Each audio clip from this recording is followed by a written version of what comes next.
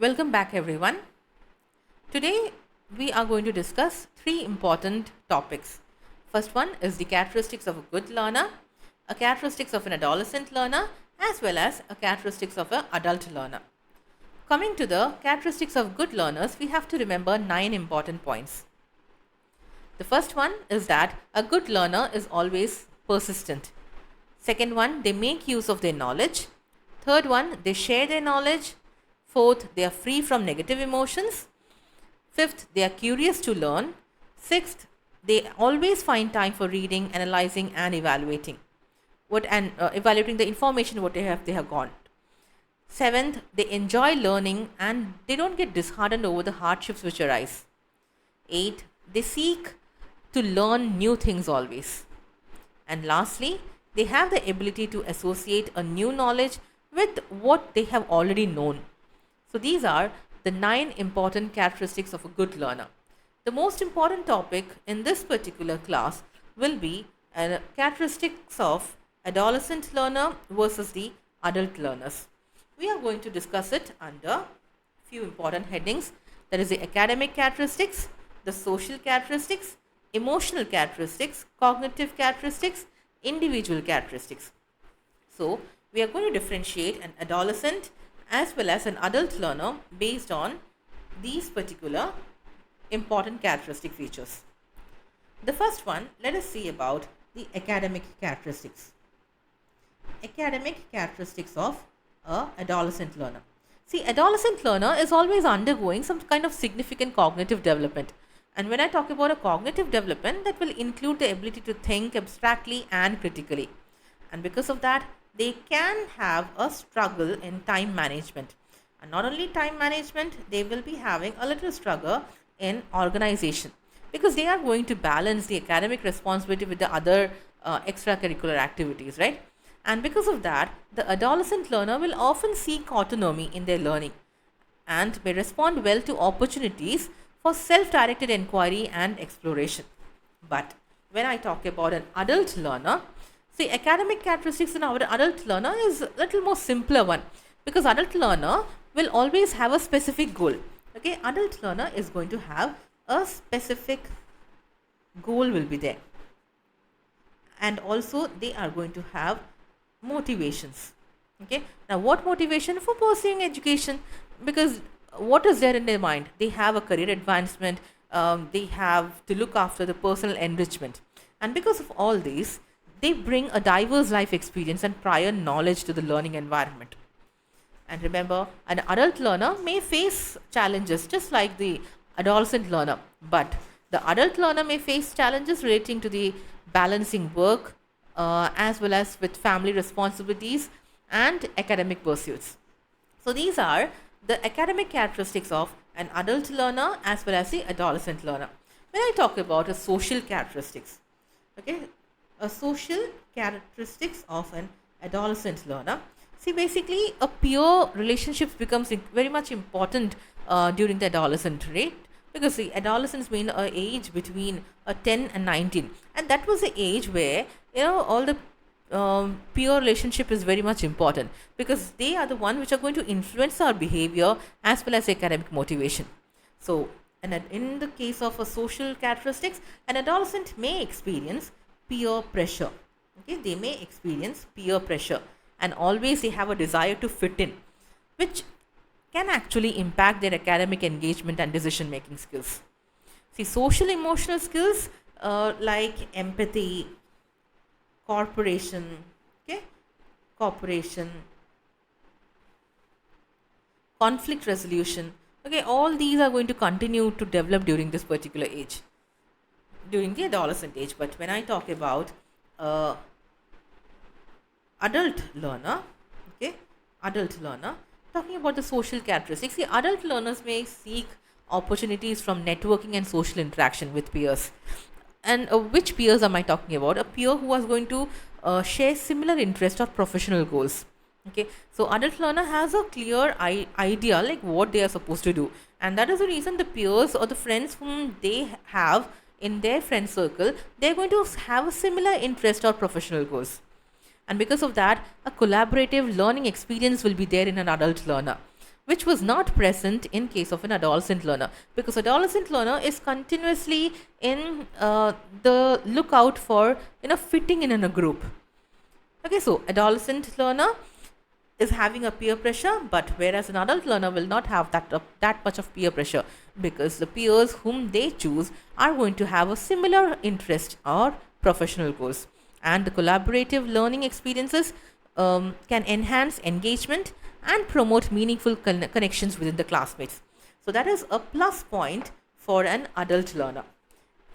Next one, coming to the emotional characteristics. So talking about the emotional characteristics of an adolescent learner, see, adolescent time, right, that is they experience heightened emotions. They have mood swings. Like, why do they do have a heightened emotions and mood swings? That is because of the hormonal changes and social pressures, right? And because of that, they are going to face stress. Okay, they're going to face stress related to the academic performances. They're going to have stress related to peer relationships, as well as an identity development. Okay, identity development. So the emotional regulation and the coping skills are very much essential. We know that. Why are they essential? They're essential for navigating challenges and maintaining the well-being. But at that point of time, when a person is in adolescent age, they are going to face a lot much of problem because of the hormonal changes as well as the social pressures. But are they same with that of a adult learner? They are not, right? See, emotional challenges will be there, but the reason for the emotional challenges in case of an adult learner are going to be a little more different. Okay, little more different. Like, see, adult learners may experience a range of emotions, including excitement, anxiety. They might have self-doubt. Okay, because they are going to navigate through all the educational challenges which are thrown in front of them. But one more thing is there, if at all they get a supportive learning environment, they can benefit from it, because that is going to validate their experience and provide encouragement and constructive feedback. So this is the difference between an emotional characteristics of an adolescent learner as well as an adult learner. See, emotional stress is going to be there in adolescent, which is going to affect their performance. But in adult learners, if at all they find a supportive learning environment, they can actually overcome that. Next one, we have a cognitive characteristics. So talking about a cognitive characteristic of an adolescent learner, they exhibit improvements in abstract thinking, then problem solving and metacognition. Because see, adolescent learners, adolescent age, right, they actually make questioned authority, and always they seek to understand the relevance of an academic content in their lives. They usually are always into questioning why this is there, why this particular topic we have to learn and all that. See, adolescent learners are capable of engaging in complex discussions, and also they are always trying to explore diverse perspectives.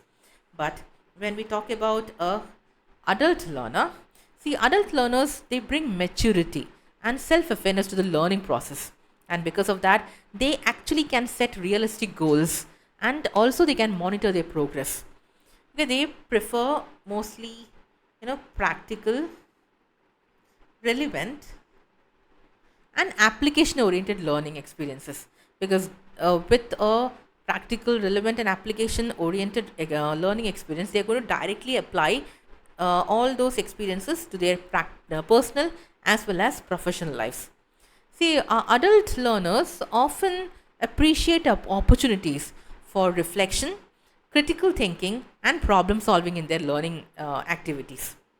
Lastly, we have to talk about an individual differences. So talking about individual differences in case of an adolescent learner, adolescent vary widely in their learning styles, interests and strengths. See, because people are coming from different cultural background, socioeconomic status, and prior experience influences the academic achievement and engagement, right? And because of that, it is very important for us to understand individual differences, because with the help of understanding these individual differences in the adolescent learners, we can actually help them to meet their important needs or diverse needs. But Talking about the individual differences in case of an adult learner, see, adult learners are also coming from diverse backgrounds, skills, and learning preferences. There are many factors which affect the adult learner. See, when we talk about the adolescent learner, I was telling about the cultural background, socioeconomic status, and prior experience influencing the academic achievement, right? But when I talk about an individual differences in case of a adult learner, here I'm talking about a career stage, educational background, and the learning style. Okay, I'm talking about career stage, educational background, as well as learning style, because these are very much important to understand how an adult is going to engage with the educational content. Plus, personalizing instructions and providing flexibility in learning formats. Again, they are that these two important things are the ones which can, with which we can actually accommodate the individual differences, and also it has a very much impact on optimizing the learning outcomes of an adult. See, every individual has a little difference. The differences which matter in adolescent age is a little different from that of the adult age. So, with this particular class, we can understand that problems are there in both the categories, and how to understand or what can be the basis of each learner's problem. And once we understand the particular problem, how we can help the learners, okay, to achieve their best. That is what this particular topic tells you.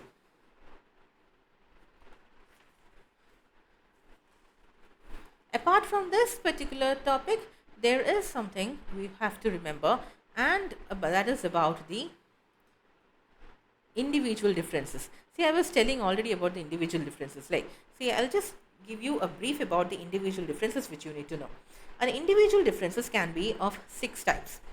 One is a learning style. Okay, learning style. There are many people who have a different way of learning, right? Like some people have an auditory learning learners, some people have a kinesthetic learners. Okay, they are a different kind of learning techniques. Second one, a prior knowledge. Okay, prior knowledge and experience that can have or that can make a difference in individual learners. Next one is a motivation. Okay, motivation. Next is cultural background. A cultural background. Next one, a cognitive abilities. Cognitive ability.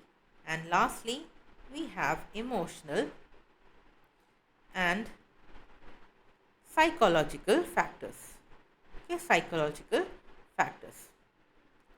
These are the 6 important things which are going to make difference between the learners. Okay, so we can say, if at all, what are the points of individual differences in learners? These are the 6 important points. What are they? We have learning, prior knowledge and experience, motivation, cultural background, cognitive abilities, and emotional and psychological factor. These were the important things which you have to know under this particular topic. With this, we finish a section which says the factors that affect the adolescent as well as the adult learners. So, thank you.